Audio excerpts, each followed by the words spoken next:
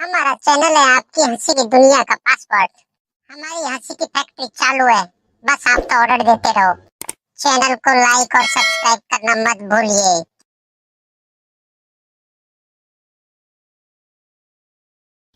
डरपोक सास बहू। जिगर और बलराज अपने अपने ऑफिस के लिए निकल जाते हैं, जिसके बाद तानिया और उसकी सास घर के काम में बिजी हो जाती हैं। तभी रसोई में से तानिया के चिल्लाने की आवाज आती है। ओए माँ, बचाओ रे! उश, उश, उश, भागो यहाँ से! तानिया की आवाज सुनकर उसकी सास भी वहां आ जाती है। अरे क्या हुआ? और इस तरह स्लैब पर चढ़कर क्यों बैठी हो? उस छिपकली की वजह से। है? छिपकली? अरे कहाँ है छिपकली? ऐसा बोलते हुए तानिया की सास भी डर कर स्लैब पर चढ़ जाती है। अरे जब इन छिपकलियों को घूमने के लिए हमने दीवार और छत दी है, फिर ये हमारे घूमने की जगह पर क्यों उतर आती है? मुझे क्या पता, सामने बैठी है, आप ही पूछ लो ना, साथ में भगा भी देना। इस पर सास डरते हुए स्लैब पर बैठी बैठी ही छिपकली को भगाने की कोशिश करती है। हुश, हुश, हुश, अरे जा ना, वापस अपने घर जा। सासू माँ, छिपकली है, कुत्ता नहीं। अरे हाँ, छोटी सी ही सही छिपकली तो है, तो तुम ही भगा दो ना। तानिया की सास उसे स्लैब से नीचे गिरा देती है, जिस पर छिपकली तो डरकर भाग जाती है, लेकिन दोनों सास बहू के बीच टॉम एंड जेरी वाला खेल शुरू हो जाता है। आपने मुझे धक्का क्यों दिया? मुझे कुछ हो जाता तो? अगर वो मुझे खा जाती तो? अरे छिपकली थी, डायनासोर नहीं। हाँ, सिर्फ छिपकली ही थी, और आपको उससे डर नहीं लगता तो खुद क्यों नहीं भगा दिया? अरे तेरे होते हुए अगर मुझे काम करने पड़े, फिर बहू होने का फायदा क्या है? इसी तरह सुबह से शाम हो जाती है। जिगर और बलराज भी ऑफिस से घर वापस आ जाते हैं, लेकिन सास बहू की तू मैं खत्म नहीं होती। आज इस सभा का मुद्दा क्या है? मम्मी ने मुझे छिपकली के सामने फेंक दिया। अरे वाह मेरे डरपोक, मुझ पर 30 साल से शेरनी जैसे हुक्म चला रही हो और एक छिपकली से डर गई। इस पर दोनों बाप बेटे हंसने लगते हैं, जिसे देखकर सास बहू एक दूसरे की शक्ल देखते हुए अब अपनी लड़ाई भूलकर उनसे लड़ना शुरू कर देती हैं। अरे आप ना ज्यादा बत्तीसी ना दिखाओ, नहीं तो शेरनी के एक पंजे से 32 के 32 दांत बाहर निकल आएंगे। अपनी माँ की इस बात पर अब जिगर अपने पापा को देखकर हंसने लगता है। अरे क्यों पापा, आ गया स्वाद। अभी आपको भी आएगा स्वाद। इस पर घर में सास बहू ड्रामा बंद होकर पति पत्नी नौटंकी शुरू हो जाती है, जिस पर तानिया से कहा सुनी के बीच जिगर अचानक चिल्लाते हुए कहने लगता है। कॉकरोच, इतना बड़ा कॉकरोच! हे भगवान, अब हमें इससे कौन बचाएगा? कॉकरोच का नाम सुनते ही दोनों सास बहू सारी लड़ाई भूलकर फुदक से कूदकर पास रखे सोफे पर चढ़ जाती हैं। अरे कहाँ है? अरे कहाँ है कमबख्त? अरे उसे भगाने की जगह अनाउंसमेंट तो ऐसे कर रहा है जैसे 12:40 की आखिरी लोकल है, छूटनी नहीं चाहिए। अरे भलाई का तो ज़माना ही नहीं है। ठीक है भाई, अब मैं आपको बिल्कुल भी नहीं बताऊंगा कि आपके पीछे भी एक बहुत बड़ा कॉकरोच बैठा है। जिगर की बात पर एक बार फिर दोनों डर से उछल जाती हैं, जिसके बाद जिगर और बलराज इसी तरह कभी कॉकरोच तो कभी छिपकली का नाम लेकर उन्हें परेशान करते रहते हैं। अगली सुबह ये दोनों हमारे डर का ऐसे मजाक बना रहे थे जैसे खुद कभी किसी चीज़ से ना डरते हो। ये जिगर ना बचपन में तो चींटी से भी डर जाता था। पर मम्मी, उन्हें डराने के लिए मैं चींटी तो नहीं पकड़ सकती। अरे पागल औरत, इतना बड़ा होकर क्या वो चींटी से डरेगा? मतलब हमें बदला लेने के लिए कुछ अलग सोचना पड़ेगा। अरे वाह, क्या ब्रांड न्यू न्यूज़ दी है। सोचो अब। दोनों बहुत देर तक जिगर और बलराज को डराने के लिए अलग अलग तरीके सोचती हैं, पर किसी भी अंजाम तक नहीं पहुंच पाती, जिस पर तानिया की सास उससे कहती है। हम उन्हें नहीं डरा सकते, पर अपना डर तो ख़त्म कर ही सकते हैं ना। अगर हमारा डर ख़त्म हो जाएगा तो फिर वो अपने मज़े के लिए किसे डराएंगे और इसी तरह उनका पचका हो जाएगा। हाँ, नाइस आइडिया, पर मुझे इससे डर क्यों लग रहा है? सास की बातों से डरते हुए भी वो दोनों अपने डर को ख़त्म करने के मिशन पर लग जाती है, जिसमें पहला कॉकरोच सामने आते ही वो डर कर भाग जाती है। हमसे ना हो पाई। मम्मी, इससे आप ही निपटो ना। अरे क्या आप निपटो, साथ चल, नहीं तो तेरे ऊपर ना छिपकली गिरा दूंगी। हाँ बस हाँ, पहले छिपकली पकड़ कर तो दिखाओ। अरे यार चल ना। इस पर दोनों भगवान का नाम लेते हुए एक वाइपर लेकर कॉकरोच के पास जाकर डरते डराते उसे भगा देती हैं, जिसके बाद उनमें थोड़ी हिम्मत आती है और वो दिन ब दिन एक एक कर अपने हर डर पर काबू पाने लगती हैं। कुछ हफ्तों बाद, वाह मम्मी, आइडिया तो मस्त था। अब कॉकरोच हो या उसका बाप, मैं किसी से नहीं डरती। अरे शाबाश। और मैं छिपकली हो या उसका पूरा गैंग, सबके छक्के छुड़ा दूंगी। पर मम्मी जी, उससे पहले किसी को सबक सिखाना है। उसी रात जब बलराज और जिगर टीवी देख रहे होते हैं तो दोनों सास बहू प्लान बनाकर छुपके से उन पर नकली छिपकली और कॉकरोच फेंक देती हैं, जिसे देखते ही वो दोनों अपनी जगह से उछल खड़े होते हैं। अरे ओए माँ, छी, ये छिपकली कहाँ से आ गई? ओह, अब इस कॉकरोच को मेरे ऊपर से हटाओ ना। अरे क्यों बेटे, कैसे माँ याद आ गई? जब माँ को डर लग रहा था तब तो बहुत खिल्ली उड़ा रहे थे। ससुर जी, कॉकरोच से तो हम जैसे डरपोक डरते हैं, फिर आज आपको क्या हुआ? दोनों हंसने लगती है, जिससे जिगर और बलराज को भी उनकी गलती का एहसास होता है। रश्मि और अमर लॉकडाउन के चलते डेटिंग ऐप पर मिलते हैं। उसी बीच उनकी बॉन्डिंग बहुत अच्छी बन जाती है और दोनों एक दूसरे से प्यार करने लगते हैं।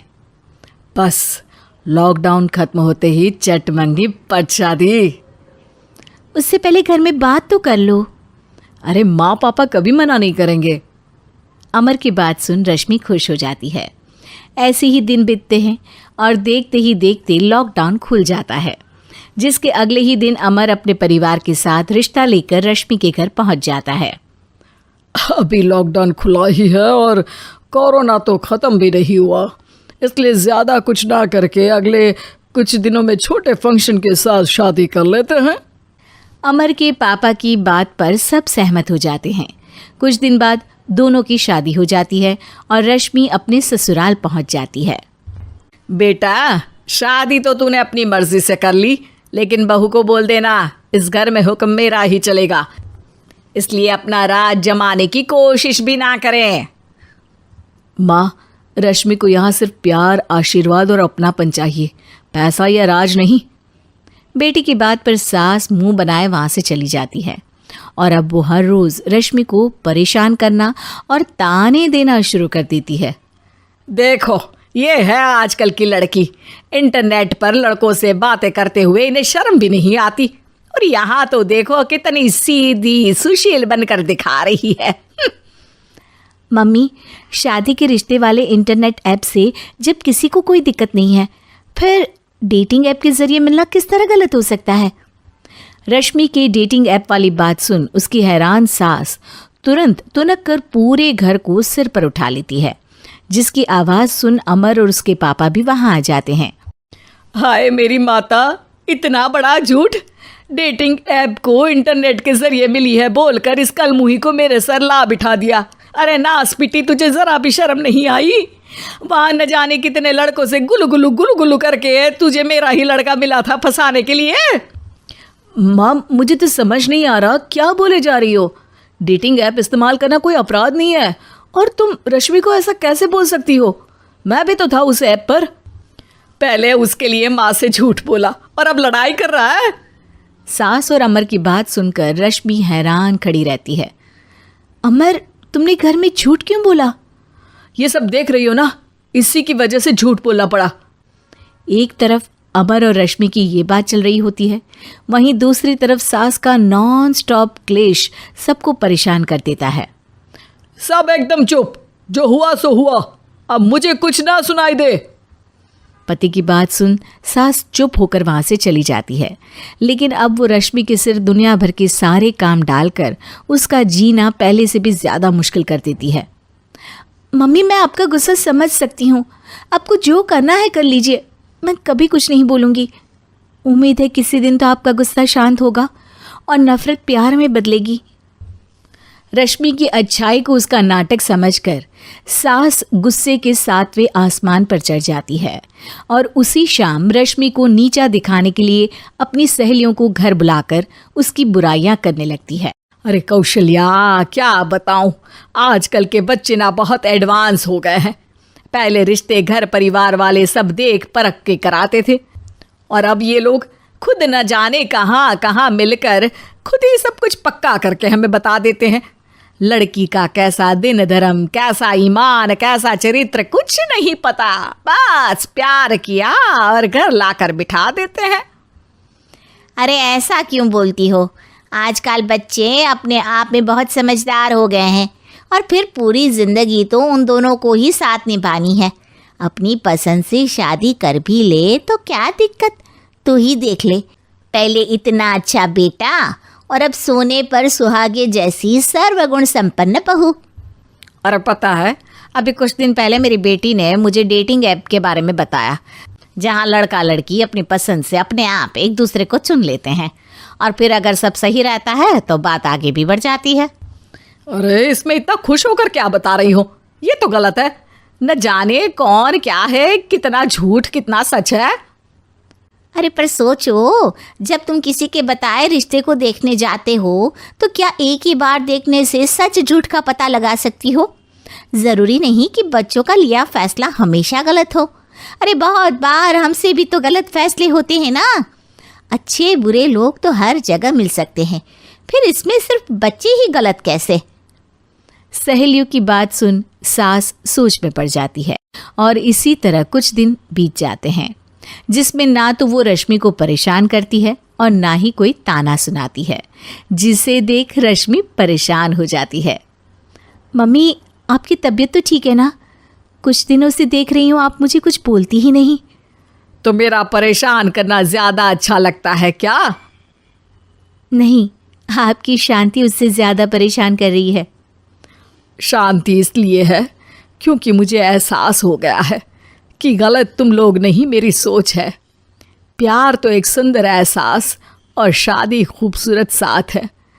अगर ये साथ सच्चा है तो कहीं पर भी किसी भी तरह जुड़ा हो, उससे कोई फर्क नहीं पड़ता। आप कौन है? इतनी अच्छी बातें मेरी पत्नी तो नहीं बोल सकती। क्या आप भी? एक शाम प्राची टीवी पर सीरियल देख रही होती है, तभी उसकी सास वहां आती है।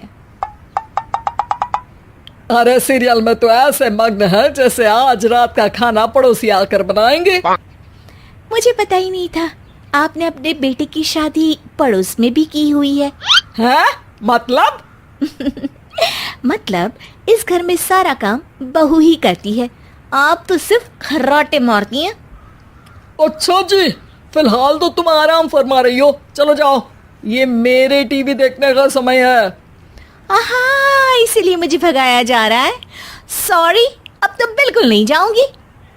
प्राची की इस बात पर दोनों सास बहू के बीच टीवी रिमोट के पीछे बच्चों जैसे छीना झपटी शुरू हो जाती है, जिसके बीच श्लोक भी काम से घर वापस आ जाता है। हाँ, आज मेरी चूहे बिल्ली की जोड़ी किस बात पर झगड़ रही है? अरे तेरे बीवी मुझे टीवी ही नहीं देखने दे रही।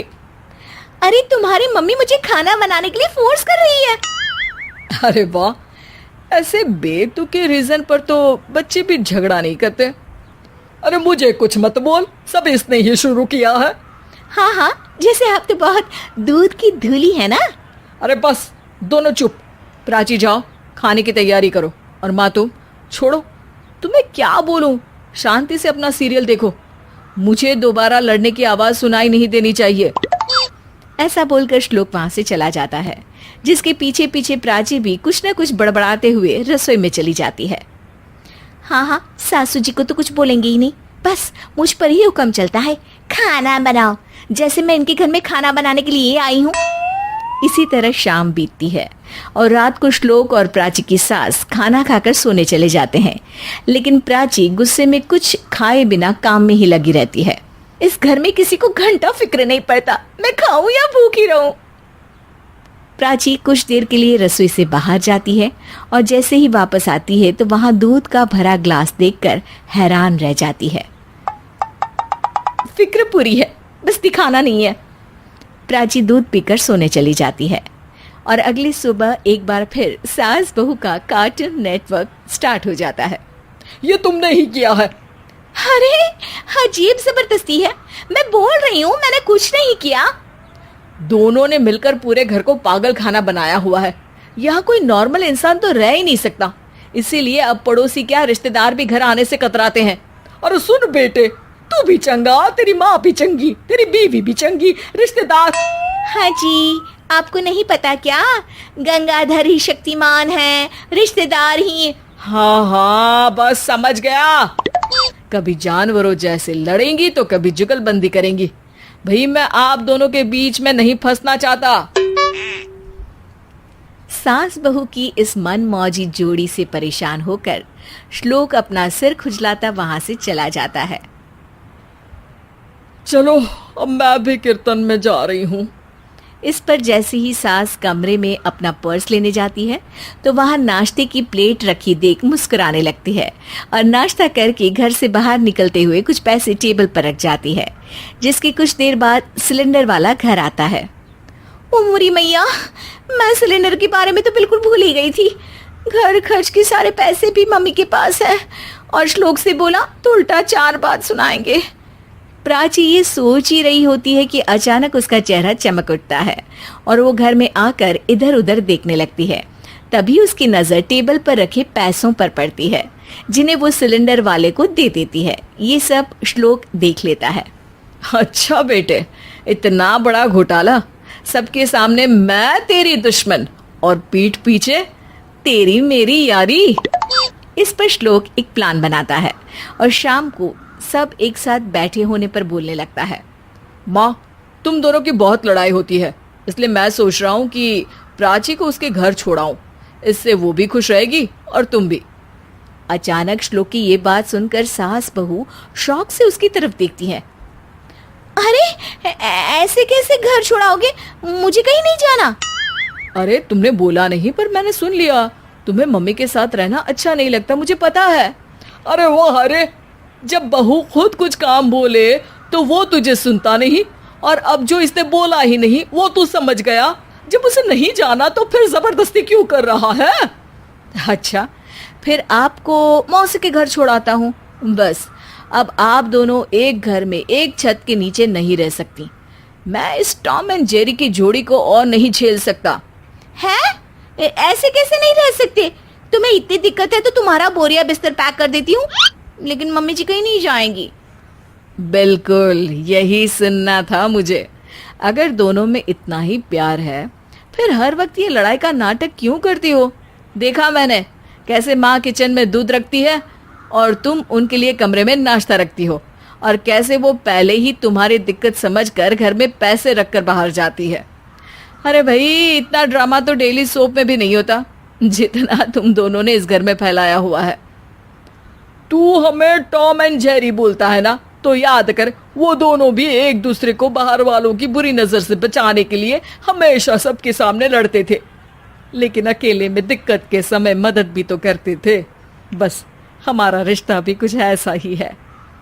और वैसे भी अगर सास बहू में तू मैं नहीं होती तो दुनिया वालों को कहानियां कैसे मिलेंगी?